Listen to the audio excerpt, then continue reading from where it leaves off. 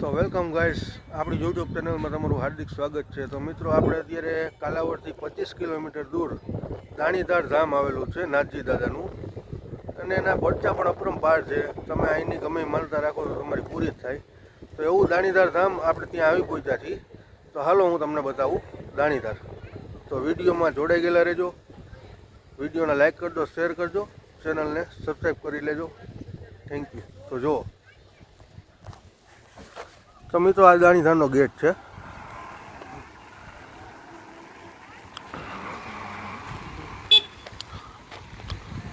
અત્યારે રજાનો માહોલ હોવાથી ટ્રાફિક પણ એવો છે।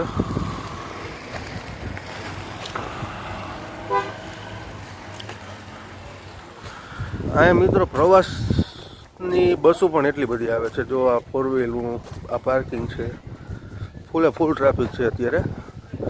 અને તમે અહીંયા ગમે ત્યારે આવો, તમને જમવાનું પણ મળી જાય। ગમે એટલા માણસો તમે લઈને આવ્યા હોય, જમવાનું પણ ફ્રી ઓફમાં મળી જાય છે અહીંયા, અને રહેવાની સુવિધા પણ થઈ જાય છે।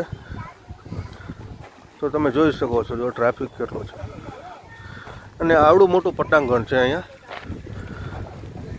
લગભગ 5 થી 7 વીઘામાં મંદિર પથરાયેલું છે।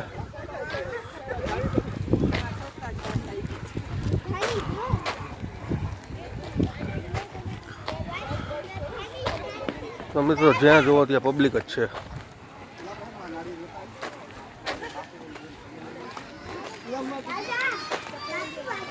આ બાઇક પીડા છે, અને મિત્રો નકરા ઝાડવા ને એવું બધું છે અહીંયા। તમે આવો એટલે તમને મોજ જ આવી જાય।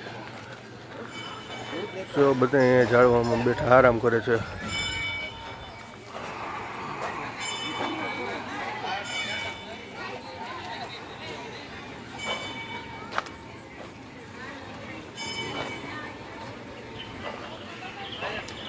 તો હાલો હું તમને અહીંના જે નાથજી દાદાની સમાધિ છે એ તમને બતાવું।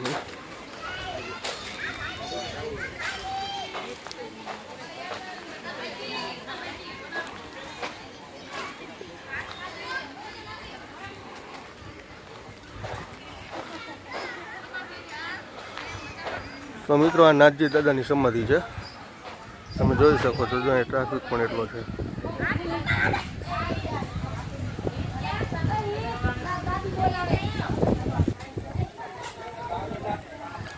અહીંયા મિત્રો, તમે આ નાથજી દાદાનું નામ લઈને ગમે એ માનતા રાખો એટલે તમારી સફળ થશે જ, 100% થશે મિત્રો। કારણ કે અહીંના પરચા જેવા છે નાથજી દાદાના, ત્યારે તો અહીંયા લાખો માણસો આવે છે।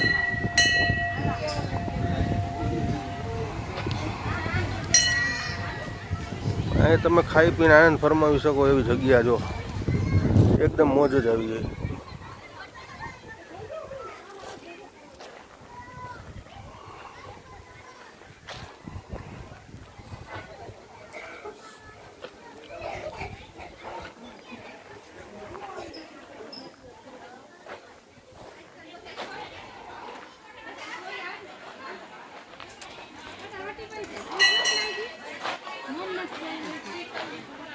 જો અહીંયા બધા આનંદ ફરમાવતો આવી રીતે।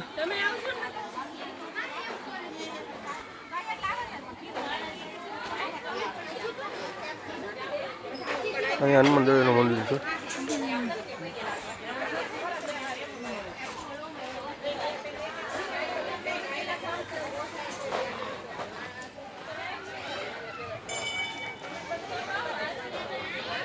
જગ્યા એટલી બધી શાંતિ છે અહીંયા મિત્રો કે તમે અહીં બેસો ને, તમારે ગમે એટલું દેણું હોય ને, તમને એમ થાય કે કાંઈ છે જ નહીં ભાઈ, એટલો આનંદ અહીં મળે છે મિત્રો। અહીંયા અંદર બાપુની જગ્યા છે, જ્યાં બાપુ અહીંના જે છે એ બેઠા હોય।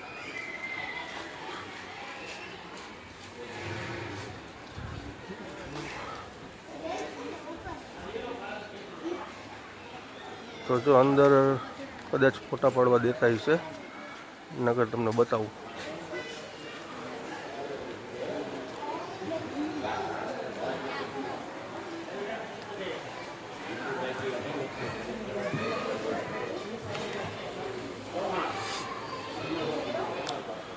જો બાપુ છે, બાપુ ઉંમરમાં એકદમ નાના છે।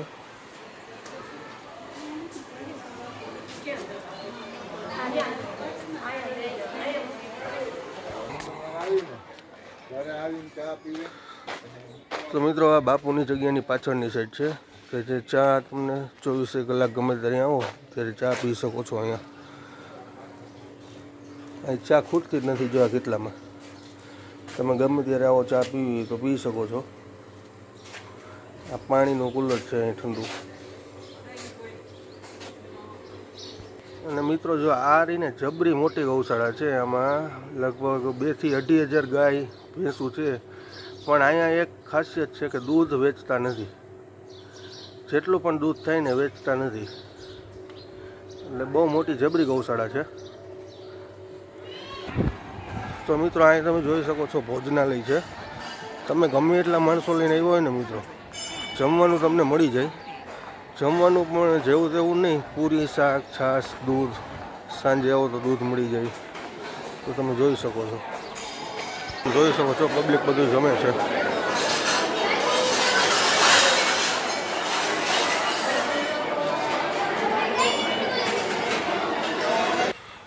તો મિત્રો આ રહ્યું ને એ ગંગારામ બાપુનો ધોણો કહેવાય. અહીંયા બહેનોને અંદર જવાની મનાઈ હોય. અને આ એકદમ સત્ય છે. અહીંયા તમે જે માનતા રાખો ને તમારી સપોર્ટ થશે 100%. અહીંયા બહેનોને અંદર પ્રવેશ કરવાનો જેવું લખેલું છે. એટલે બહેનોએ અંદર જવાની સખત મનાઈ છે.